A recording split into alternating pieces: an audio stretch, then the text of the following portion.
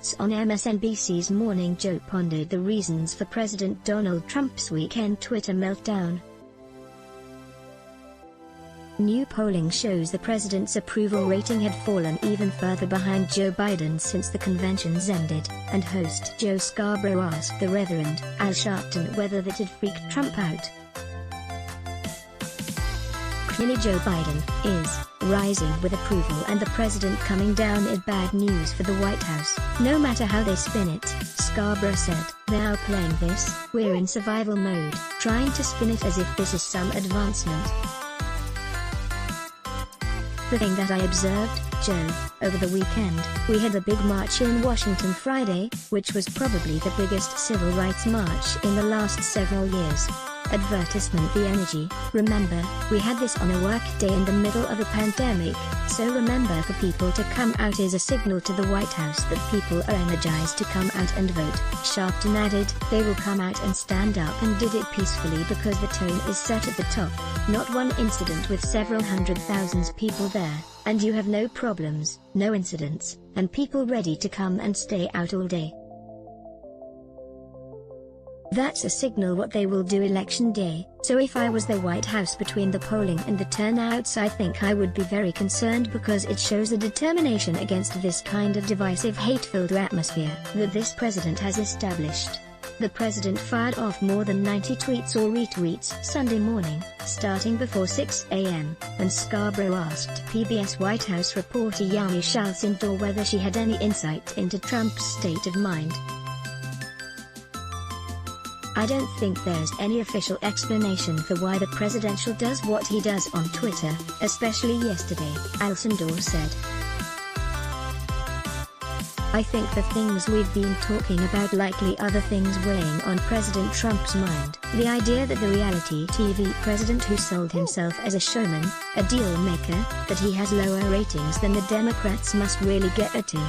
Trump staged the Republican National Convention at the White House and other national landmarks in apparent violation of the Hatch Act, but he still couldn't beat the Democratic National Convention's television ratings. "When you think about what he risked to really put on this event at the White House, that was, I think, troubling, interesting, remarkable and somewhat dangerous," Shalcindor said. "I think he put it all on the line, and he's put it all on the line with this idea, that, if I do all this stuff, try to put the virus in the rearview mirror and say we are going to get through this, if I spread misleading information enough somehow Americans will believe me over the facts, over my own health officials, and as a result I will be able to be re-elected. I think all of that is weighing on the president's mind, and I think there was this civil rights march that Reverend Sharpton was talking about. There was so many people on the president's doorstep telling him we don't like the way you're handling the virus and this racial reckoning.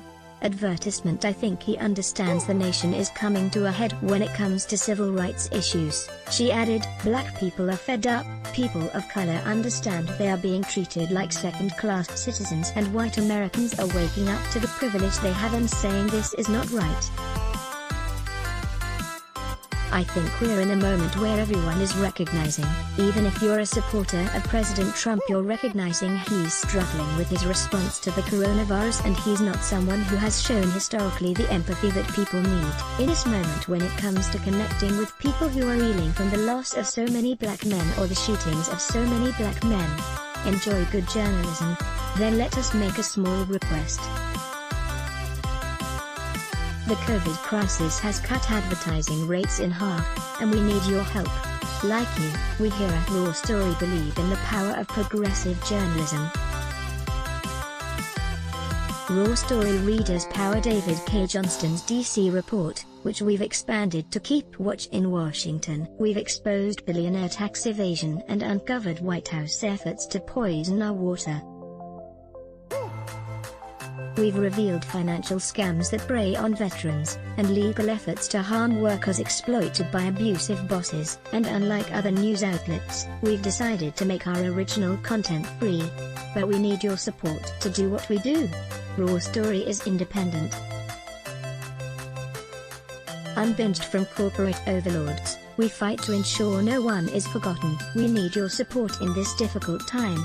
Every reader contribution, whatever the amount, makes a tremendous difference. Invest with us. Make a one-time contribution to Raw Story Investigates, or click here to become a subscriber. Thank you. Click to donate by check. Value Raw Story? Then let us make a small request. The COVID crisis has cut advertising rates in half, and we need your help. Like you, we believe in the power of progressive journalism, and we're investing in investigative reporting as other publications give it the axe. Raw Story readers power David K. Johnston's DC report, which we've expanded to keep watch in Washington. We've exposed billionaire tax evasion and uncovered White House efforts to poison our water. We've revealed financial scams that prey on veterans, and efforts to harm workers exploited by abusive bosses. We need your support to do what we do. Raw Story is independent. You won't find mainstream media bias here. Every reader contribution, whatever the amount, makes a tremendous difference. Invest with us in the future. Make a one-time contribution to Raw Story Investigates, or click here to become a subscriber. Thank you. Report typos and corrections to email protected. Let's block ads. Show your love for him. Click the link in description. Thanks for watching.